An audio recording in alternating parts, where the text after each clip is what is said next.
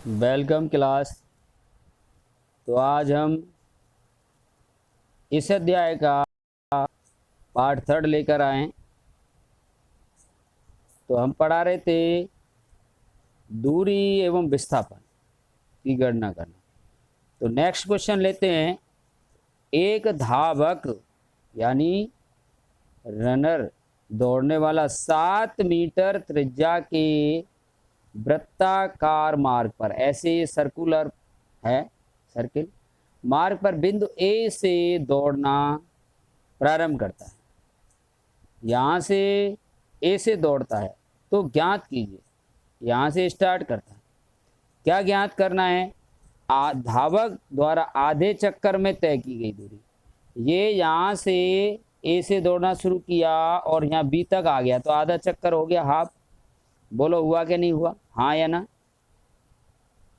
आधा चक्कर। तो आधे चक्कर में तय दूरी निकालनी है पहला। तो वृत्ताकार मार्ग की पहले त्रिज्या दे दें। त्रिज्या कितनी है? 7 मीटर है। तो मैंने लिख ली वृत्ताकार मार्ग की त्रिज्या r बराबर 7 मीटर। त्रिज्या को r से प्रदर्शित करते हैं, रेडियस। अब हमें निकालनी है धावक द्वारा आधे चक्कर में तय दूरी। तो आधे चक्कर में तय दूरी क्या होती है? ये चाप होगी, ये ए बी चाप की लंबाई होगी। चाप ए बी की लंबाई होगी कि नहीं होगी? अब ये चाप क्या है? पूरी को क्या कहते हैं? वृत्त की परिधि। तो परिधि का आधा हो गया ना ये चाप। कितना हो गया? आधा। तो हमने लिख दिया यहाँ परिधि बटे 2। अब परिधि, वृत्त की परिधि कितनी होती है? 2 पाई आर। तो 2 पाई आर बटे 2। अब क्या कर देंगे भाई, यहाँ पर 2 पाई की वैल्यू रख दो। पाई की 2 से 2 काट दिया मैंने और पाई की वैल्यू दी 22 बटे 7। कितनी रखी?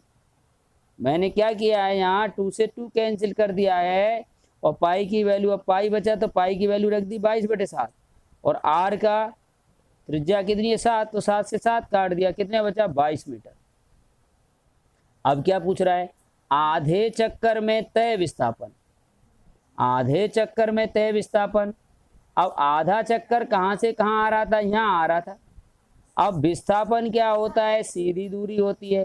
तो ए और बी के सी की भी दूरी क्या है? ये भी वृत्त का व्यास है। अब व्यास है तो त्रिज्या का दूना होता है। तो 7 मीटर त्रिज्या है तो व्यास कितनी हो गई?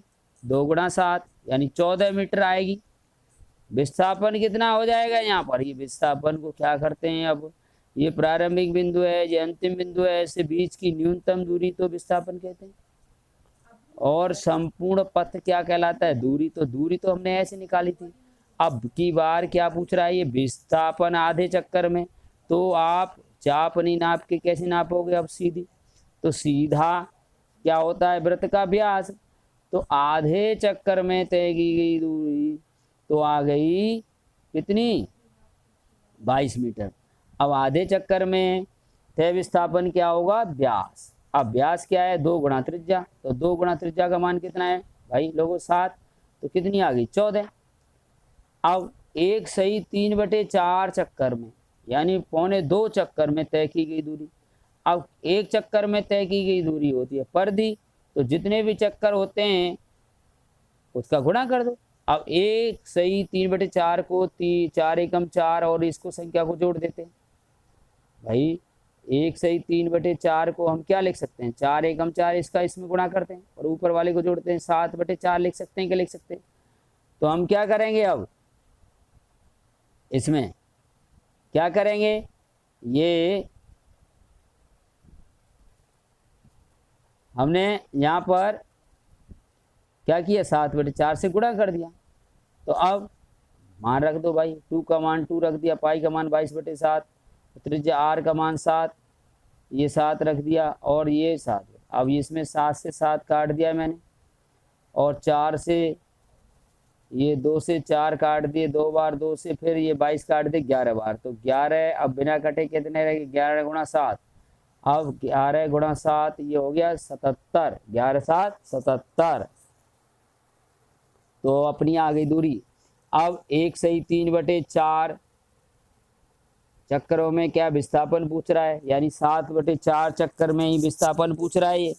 तो विस्थापन क्या होगा, अब देखो यहाँ से एक पूरा राउंड लगा दिया होगा इसने, अब फिर 3/4 चक्कर कहाँ आ जाएगा, यहाँ सी पे आ जाएगा जी। 3/4 चक्कर कहाँ पूरा हो रहा है, एक तो पूरा हो गया, अब 3/4 कहाँ होगा, सी पर आकर। तो अंतिम बिंदु क्या हो गया, सी, और प्रारंभिक बिंदु क्या है, ए। तो ए से सी की दूरी, ये ए सी, ये क्या होगी विस्थापन। तो ए सी देखो यहाँ पर ये समकोण त्रिभुज बन गया, यहाँ पर बड़ा कर लेते हैं इसको, ये क्या बन गया, ये समकोण त्रिभुज बन गया, ये ओ है, ये ए है, ये सी है। अब ये 7 है और ये भी 7 है, तो ये समकोण त्रिभुज के सामने की भुजा क्या होगी, कर्ण, यही विस्थापन है। तो एक चक्कर में विस्थापन कितना होता है, संपूर्ण में 0 बताया, और 3/4 चक्कर में क्या होगा, AC। अब AC का मान क्या होगा, रूट ओ का स्क्वायर प्लस रूट OB का OC का स्क्वायर, OA ये OC ये रही, इन दोनों का स्क्वायर, तो 7 का स्क्वायर प्लस 7 का स्क्वायर, 7 का स्क्वायर कितना है 49 प्लस 49 98 आया। अब 98 प्लस ये 98 हो गया, 98 की मैंने प्राइम फैक्टर कर दिए, 2 गुणा 7 गुणा 7, तो 7 का जोड़ा बन गया, यहाँ 7 बाहर आ गया, और √2 में होगा 7√2 मीटर हो गई इसकी। अब ऐसे ही दिए गए चित्र में कह रहा है ए और बी के मध्य विस्थापन ज्ञात कीजिए और दूरी भी बताइए। कोई वस्तु यहाँ चल रही है ए और ई के मध्य से, तो यहाँ कैसे कैसे जा रही है आप देख पाओगे यहाँ पर चित्र में। पहले ए से बी तक गया, फिर बी से सी गया है, ए से बी 20 मीटर, बी से सी 10 मीटर, फिर सी से डी 20 मीटर, फिर डी से ई पहुँच गया 40 मीटर। तो भाई ए और ई के मध्य की, ए और ई के मध्य की यहाँ से यहाँ तक की तय दूरी तो सारी जुड़ेगी ना, कितनी होगी, A B plus B C plus C A C D plus D E, चारों को जोड़ दो, तो ये कितनी है 20 प्लस 10, ये 10 ये प्लस 20 प्लस 40, कितनी आ गई 90 मीटर आ गई सारी जोड़ के। अब हमें क्या निकालना है भाई, ए और ई के मध्य विस्थापन। अब विस्थापन आपको सुन लो, पहले आप सुनते नहीं हो। विस्थापन क्या होता है, जहाँ से हम चलना स्टार्ट करते हैं और जहाँ अंतिम बिंदु होता है, ये प्रारंभिक बिंदु है, ये अंतिम बिंदु है, के बीच की न्यूनतम दूरी यानी सीधी नापते हैं, ये विस्थापन होगी। तो यहाँ विस्थापन है ए ई, विस्थापन क्या है आपका ए ई, ये विस्थापन है। अब ये निकालना है। अब इस निकालने को लिए पहले ये समकोण त्रिभुज लेना पड़ेगा। अब ये देखो, ये तो 20 थी यहाँ तक, और ये नीचे वाली 20 है, तो ये भी 20 होगी। अब 20 और ये 20 कितनी हो गई पूरी, ये 40 हो गई। अब ये पूरी 40 है यहाँ से यहाँ तक की। अब ये कितनी है, ये 10 है, तो ये 10 छोड़ दो, इसमें से कितनी बची ऊपर 30 बच गई।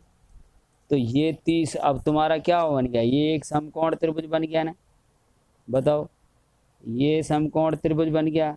ये तो होगी 40 और ये 30, यहाँ हो गया ए, यहाँ डाल दो कोई एफ, और यहाँ ई, क्या डाल देंगे, ई बिंदु डाल दिया। तो ये आप विस्थापन कौन सा है तुम्हारा, ए ई विस्थापन है। तो ए बराबर क्या होगा, √a f का स्क्वायर प्लस ई एफ का स्क्वायर, दोनों को क्या करना है, हमें जोड़ना है, रूट करना है। तो 40 का स्क्वायर प्लस 30 का स्क्वायर, अब 40 का स्क्वायर होता है 1600, 30 का स्क्वायर होता है 900। अब दोनों को जोड़कर कितना आएगा, √2500, और √2500 का रूट लेते हैं तो कितना आता है 50, वर्गमूल लेना जानते हैं ना सब। तो अगर नहीं जानते तो एक दिन सिखा देंगे, या मैथ वाले सर ने सिखाया होगा। तो √2500 का कितना आएगा 50 मीटर। तो ये आप प्रॉपर कॉपी में करना है, A4 साइज का रजिस्टर बनाओ और उसमें नोट करो इसको, काम को, वीडियो को बीच बीच में रोक कर साफ साफ नोट करें, याद भी करते रहें इसको। और यहाँ पर इस चैनल को सब्सक्राइब करें, लाइक कर दें, जिससे आगे की वीडियो आपको मिल जाएगी। किसी दिन आपकी वीडियो मिस होती है तो आप उस चैनल पर जाकर अपनी वीडियो देख सकते हैं। इसमें मिल जाएगी आपको। Thank you, have a nice day. मिलते हैं नेक्स्ट वीडियो में।